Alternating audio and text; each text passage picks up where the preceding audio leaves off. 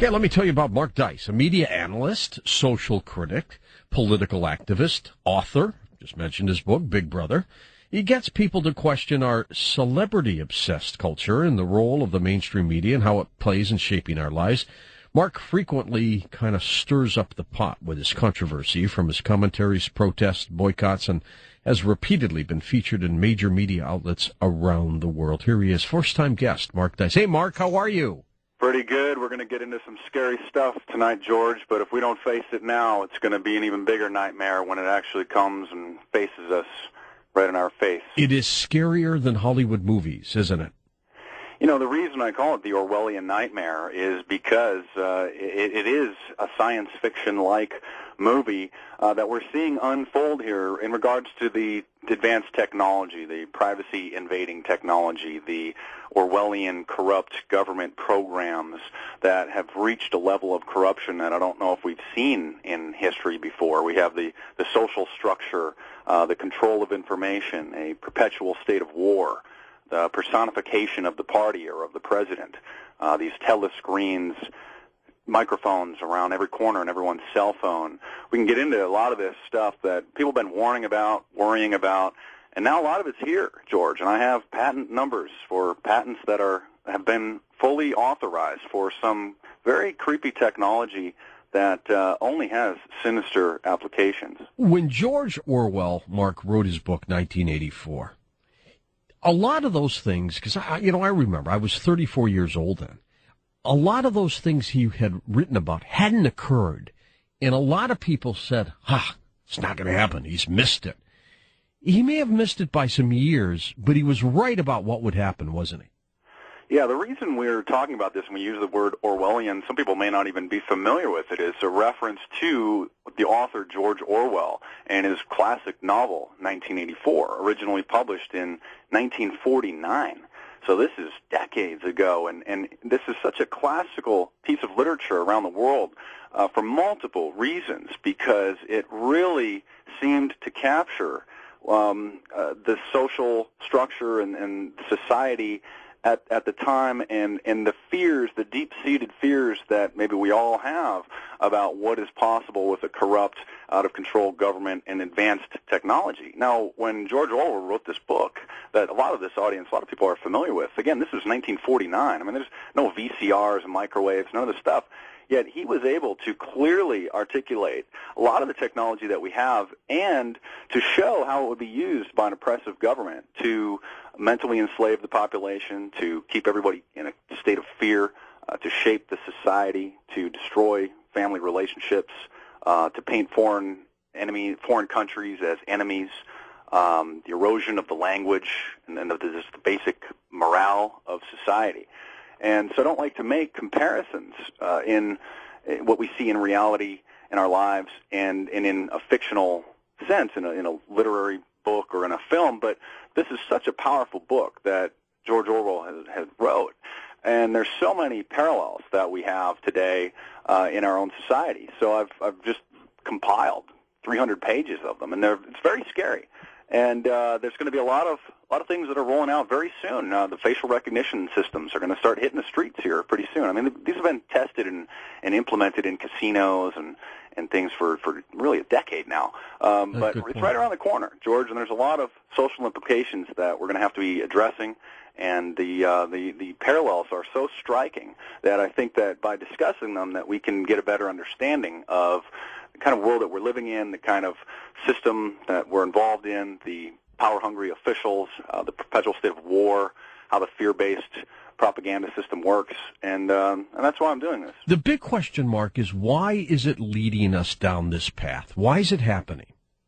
Well, we have an elite, criminal elite, the secret society, the Illuminati, that are functioning as a separate class, a separate social class, and they're the ones that are implementing these policies that are perpetuating this fear-based propaganda using Osama bin Laden as the sort of ultimate omniscient boogeyman. Very parallel, very striking parallels to the bad guy in 1984, as I'm sure you're familiar. Sure.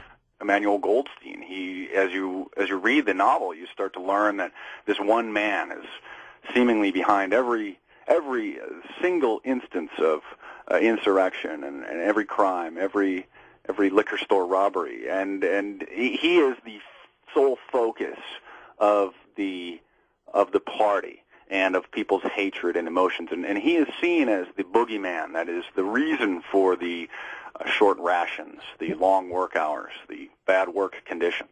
Well, but they needed that, didn't they? The Illuminati, the one world government folks needed, and I'm not saying, first of all, please understand, Osama bin Laden was an evil terrorist. He hated America and he hated us. As a matter of fact, one of his sons would constantly call him saying, "Dad, stop trying to kill innocent people."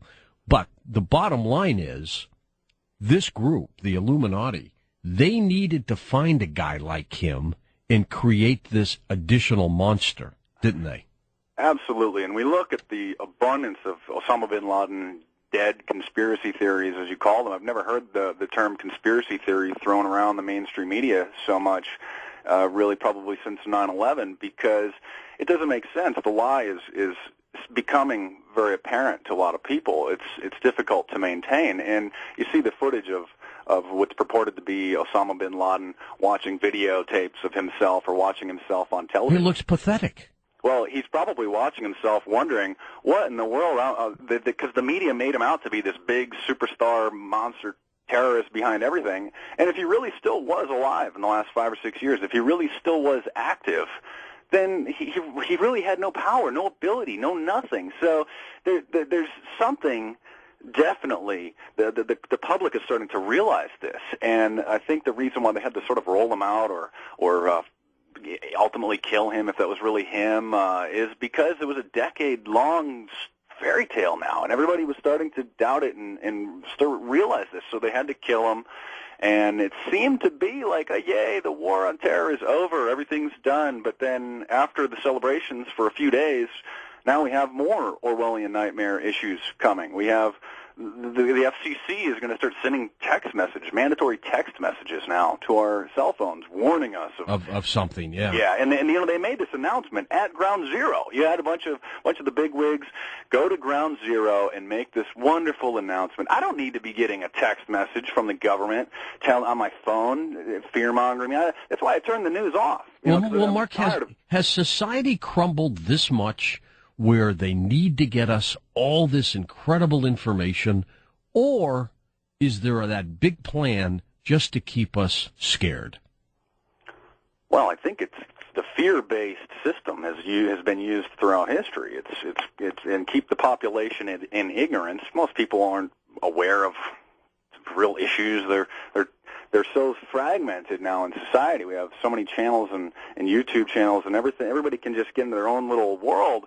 And so the mainstream is able to just kind of tap into everybody's lives and feed them the sort of the propaganda that's coming down from the top. But it's the ultimate tool. It's this fear-based system, because when you don't know and you're scared for your life, and this somebody who supposedly knows better than you is telling you, "Oh, I'll protect you, I'll help you." It's the ultimate con. It works very well, but it's been going on now. I mean, in America, hardcore now for 10 years since the September 11th attacks. And there's a lot of people that are just sort of questioning this and waking up and really realizing how much we've been manipulated.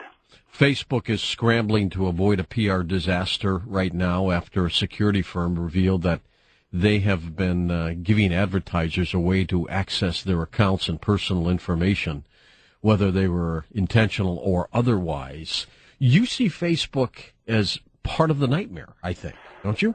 Yeah, I'm a big critic of Facebook. Facebook, I mean, has so many implications. I think it actually supplements and destroys relationships more than social networking, as it says to do, if it's not used in moderation. But there's so many aspects of Facebook that people don't know about.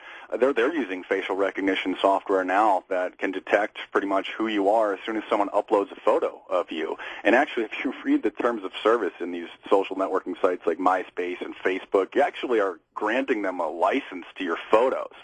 And so when something happens, like the Elliot Spitzer's hooker scandal broke, all of a sudden there's photos of his alleged prostitute and her family all over the news. How did this happen? Well, because she had a MySpace page, and MySpace is owned by News Corp, and they sold the photos.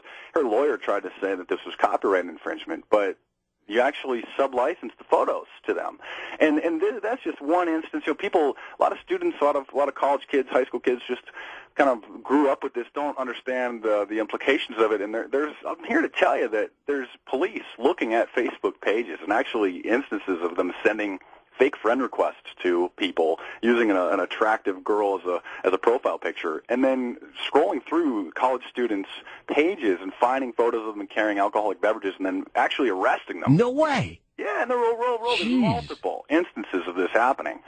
They've arrested kids for posing with guns. Are you not supposed to have guns in your when you're underage, under 21. So there's instances of students being arrested for firearms violations from simply posting photos posing with guns. And this isn't just one case of a college student being arrested from police finding their page on Facebook and finding the photos of them and using that as evidence.